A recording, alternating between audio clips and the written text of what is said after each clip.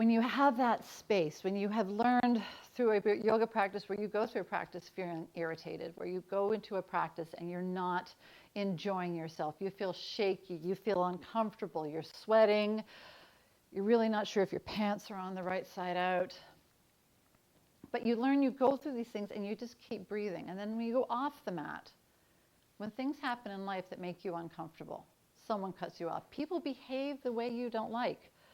Most of the time, people behave in ways I don't like. I've raised 3 teenagers into adulthood, and I got to say about 80% of the time, they did not behave in a way that I thought they should be. They still don't. So when that happens, that space, the space that I have because I practice yoga, gives me a chance to consider other opportunities. And those other opportunities could be that cut me off. You know, maybe he's actually got a life and there's something going on that he really needs to get somewhere quickly.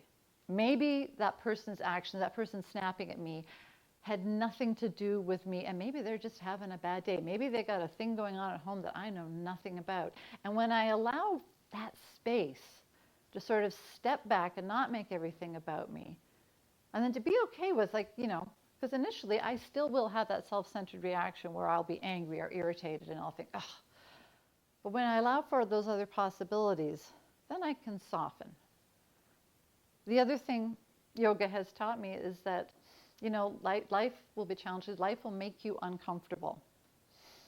And we have so many distractions right now that we can use to take our minds off of what's making uncomfortable. You know, we pick up our smartphone. We turn on the TV. We turn on the radio. We do anything to keep from experiencing feeling uncomfortable. We distract ourselves. And while that might work for a moment or two, or might even work, you know, for a couple of years, eventually when that stuff gets sort of tamped down, it comes up, and it comes up in ways that make us sick, when we blow up at somebody. So yoga has taught me that I can be really uncomfortable, and I can stay in that part where I'm uncomfortable, like being in a yoga pose where I'm not loving the teacher, where I just want to come out of this pose. I've got sweat dripping in my eyes. I'm thinking I look like the ugliest person in the room. And there's that willowy blonde who is always beside me, balancing on a fingertip with her toe on the back of her head. And I know that I can breathe through it, and none of those other things have anything to do with me. Get confused. They think the physical practice of yoga, the poses, you know, down dog, a warrior, a fancy arm balance on a volcano, they think that's what yoga is. And it is a part of yoga. But if you're not breathing, and if you're not mindful, and if you're not focused, then it's not yoga.